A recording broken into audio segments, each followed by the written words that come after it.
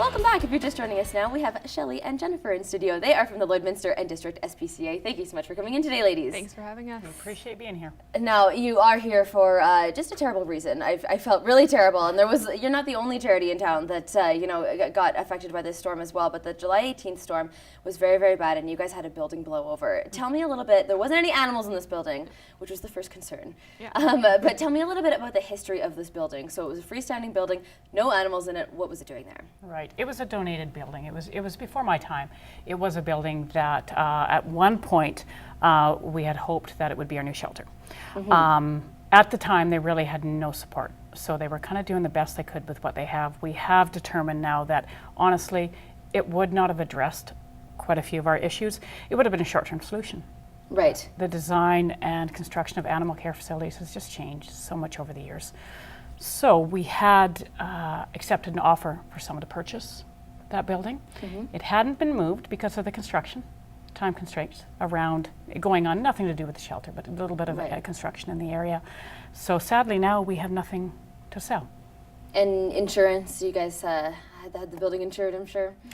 That specific building was not actually insured. It would have been over $17,000 a year to insure that structure, which for us was just unfeasible. It just would not have been responsible to spend that kind of money on a structure that was not being used for anything. We had hoped that our property insurance would have covered a certain amount of debris removal to help get the area cleaned up. Yep. We have now found out that's not going to happen. So another huge setback. So no, I mean, we're really not going to get any help as far as insurance goes for cleaning up the mess.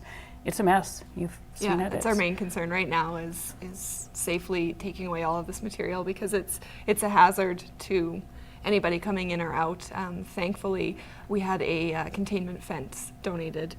They came by right with quick pick right at the day after the storm, just to contain the amount of the mess that's on there, which is amazing that they were able to do that. But we really need to get this material moved, which is going to be quite an expensive cost for us. Now, are you guys looking for volunteers for this as well? Sadly, it's really not something that unqualified volunteers can do. It is a dangerous mess. This was a huge building, lots of metal, lots of concrete, it needs to be done by a professional company. It needs to be done with heavy equipment.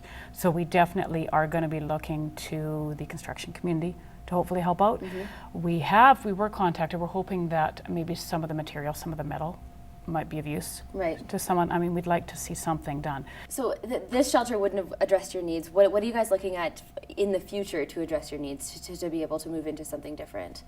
We have a lot of work ahead of us, but we're working. Yeah. We really are getting there. There have been funds donated and funds raised over the years towards that. We have it sitting in trust. It's there. Sadly, it's nowhere near enough.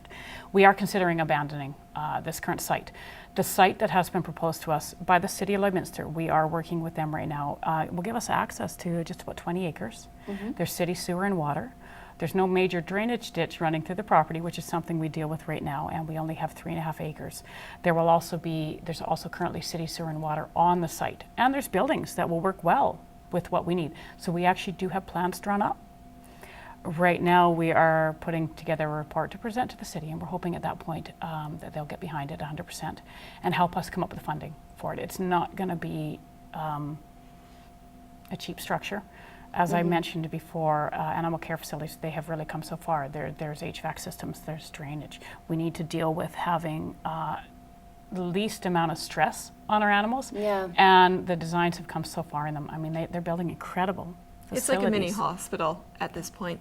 And we have the one side that's for all of the animals at the shelter, but then we have the other side that we're looking to have a community center, a place where people that have animals or that want information about animals, they feel comfortable to go to, they want to go to. We want to have an educational center.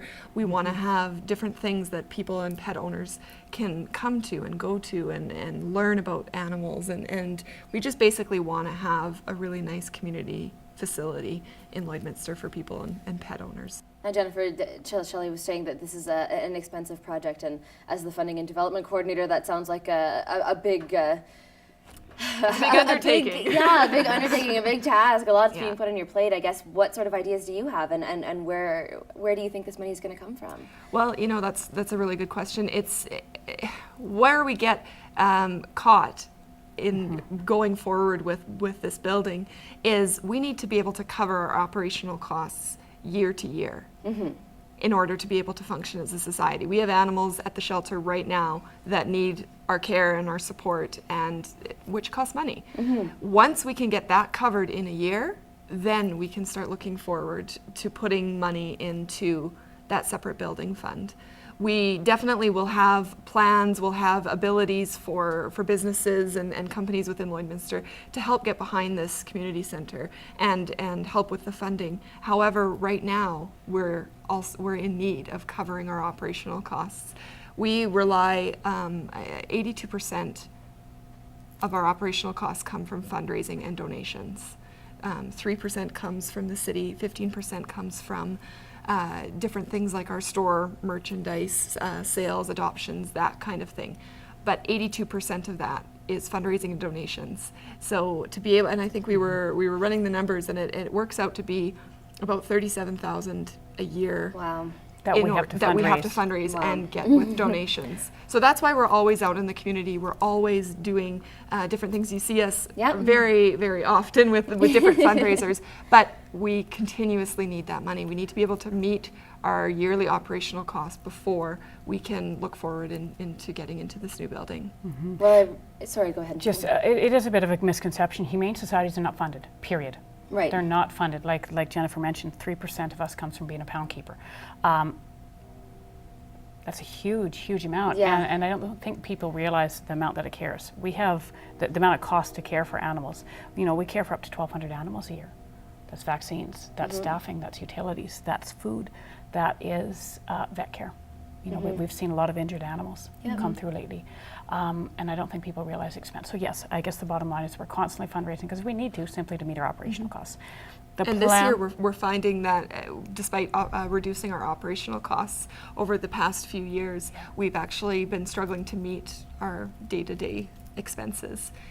So we really are in need right now for those extra donations, for those extra funds in order to keep the shelter. I mean, right now, where would 117 cats go if we didn't have the shelter right now? Well, it's definitely it's something we need in our community for sure. I mean, you guys are proof of that. You always have animals there. It's always full. You're always on every week on Pet Project, Jennifer, trying to get rid of some of the animals, trying to find them good homes. And I really hope that that the people of this community can come together and hopefully we can save it. You know. With the capital plan, until we know that we have a good portion available to us through possibly like city community funding, city funding, government grants, we're really hoping that there's going to be some there for capital projects.